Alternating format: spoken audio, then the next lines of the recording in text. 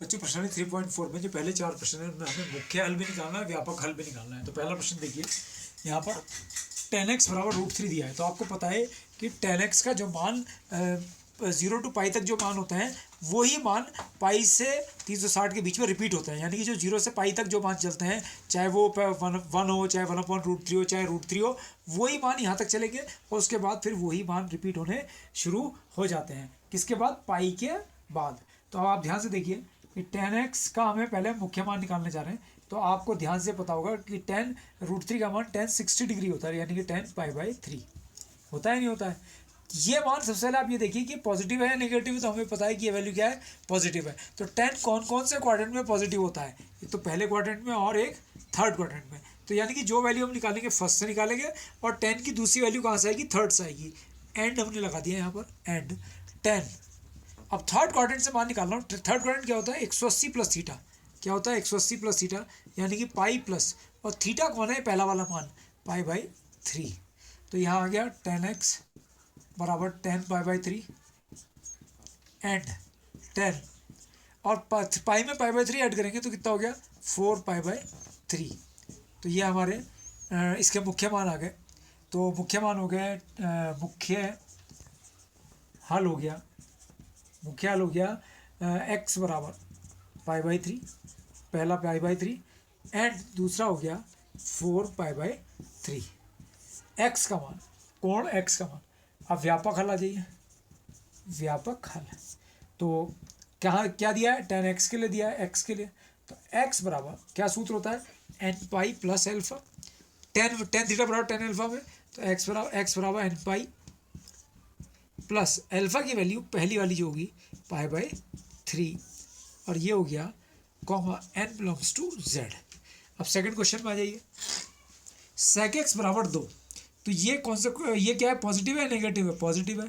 अब sec देखिए कौन कौन से क्वाड्रेंट में पॉजिटिव होता है? फर्स्ट में पॉजिटिव होता है, ठीक है, और फोर्थ में पॉजिटिव होता है sec। तो यानी कि ये sec x बराबर 2 का मान फर्स्ट से निकलेगा और फोर्थ से निकलेगा। तो पहले फर्स्ट से निकालते हैं, देखिए। तो sec x बराबर sec, तो sec में कितने डिग्री की वैल्यू? 2 होती है। जल्दी से बताइए। sec 60 की वैल्यू 2 होती है, क्योंकि cos 60 की वैल्यू 1/2 होती है। तो sec 60 डिग्री यानी कि π/3 एंड। अब हमें निकालना है इसका फोर्थ में वैल्यू। तो फोर्थ का मतलब होता है कि 360 माइनस थीटा। फोर्थ क्वाड्रेंट क्या कहता है? 360 माइनस थीटा। तो 360 का मतलब हो गया 2 पाई माइनस थीटा क्या हुआ? जो पहली वैल्यू आई थी π/3। तो sec x बराबर आ गया sec π/3 एंड sec 3 दूनी 6, 6 में से घटाया 5 π/3।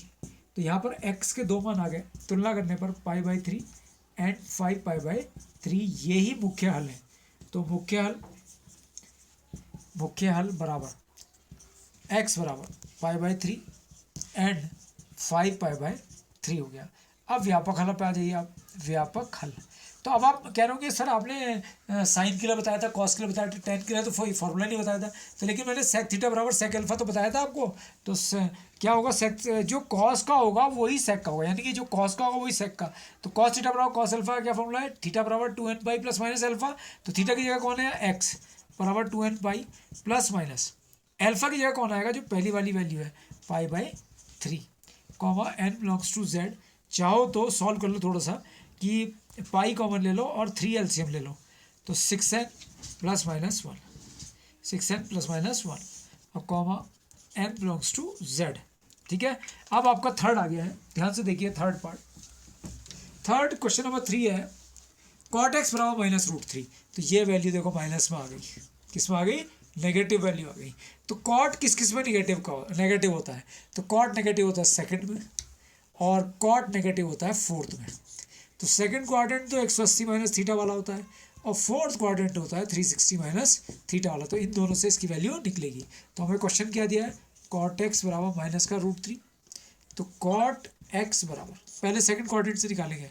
तो cot 180 माइनस थीटा यानी कि पाई माइनस, और केवल √3 की वैल्यू देखो।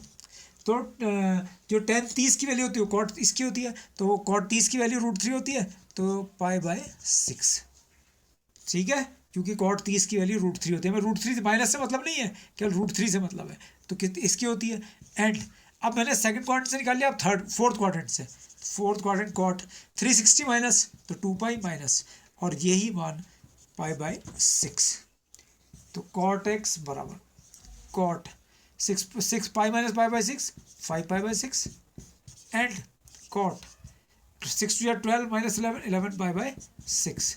तो यहाँ पर अगर आप देख रहे हैं तुलना करने पर एक्स का मान 5 पाई बाय 6 आया एंड 11 पाई बाय 6 आया। तो अब आप देखिए मुख्य मान बराबर आ गए, मुख्य मान x बराबर आ गया 5 pi by 6 and 11 pi by 6। अब हम इसका व्यापक मान निकालेंगे। अब आप कहेंगे tan का तो आपने बताया, cot का तो आपने बताया नहीं था, तो जो tan का होता है वही होता है। तो हमारे पास है cot x बराबर माइनस √3 का व्यापक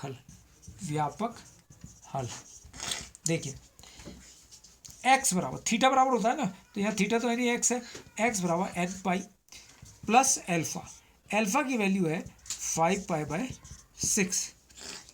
तो x बराबर 5 पाई बाय 6, अगर चाहो तो पाई कॉमन ले लो और 6 एल्सियम ले लो, तो 6n प्लस 1 और यहाँ पर आ गया n बिलोंग्स टू z। अब बच्चों आखिरी पार्ट की ओर जा रहे हैं, अपना क्वेश्चन फोर्थ क्वेश्चन की ओर जा रहे हैं, तो ध्यान दीजिए फोर्थ क्वेश्चन पे बहुत ध्यान से। कॉसेक एक्स बराबर माइनस का 2, तो कॉसेक एक्स का -2 है, तो आपने देखा कि ये वैल्यू कैसी है, नेगेटिव वैल्यू है। तो नेगेटिव वैल्यू को हम कैसे देखेंगे, कॉसेक किस में नेगेटिव होता है, ध्यान से देखो, फर्स्ट में नहीं होता है, साइन और कॉसेक पहले में पॉजिटिव होते हैं, तो थर्ड में नेगेटिव होता है और फोर्थ में नेगेटिव होता है, थर्ड क्वाड्रेंट में और फोर्थ क्वाड्रेंट में। थर्ड क्वाड्रेंट कहता है 180 प्लस थीटा और ये कहता है 360 माइनस थीटा। तो या तो हम 180 प्लस थीटा से निकालेंगे या 360 माइनस, दोनों से निकालेंगे, ठीक है। तो क्वेश्चन हमारे पास क्या है, कॉसेक एक्स बराबर माइनस का 2, तो कॉसेक एक्स बराबर कॉसेक, पहले मैं किससे निकालने जा रहा हूँ, थर्ड क्वाड्रेंट से, 180 प्लस थीटा, तो पाई प्लस, अब ये 2 जो है वो कॉसेक में कितने डिग्री का मान होता है, 30, तो 30 डिग्री का मान मतलब पाई बाय 6 एंड अब फोर्थ क्वाड्रेंट से कॉसेक 360 माइनस थीटा, तो 2 पाई माइनस और 2 कितने की वैल्यू होती है कॉसेक में, 30 डिग्री की, यानी पाई बाय 6। तो कॉसेक एक्स बराबर cosec 7 pi by 6 and cosec 6 दूनी 12 11 पाई बाय 6। तो यहाँ पर x की वैल्यू आ गई 7 पाई बाय 6 एंड 11 पाई बाय 6। तो ये हमारे कॉसेक के मुख्य मान आ गए, मुख्य हल आ गया x बराबर 7 पाई बाय 6 एंड 11 पाई बाय 6। अब हमें व्यापक हल निकालना है इसका। अब बात आएगी, फिर आप कहेंगे कि कॉसेक का तो आपने बताया नहीं था, तो जो साइन का व्यापक हल होता है वही कॉसेक का होता है, तो क्या होगा, x बराबर n पाई प्लस -1 की पावर n इंटू एल्फा। तो एल्फा की वैल्यू ये पहली वाली 7 पाई बाय 6 कॉमा n क्या है, एक पूर्णांक है। इस प्रकार ये पहले 4 प्रश्न हमारे ये क्वेश्चन सॉल्व हो गए।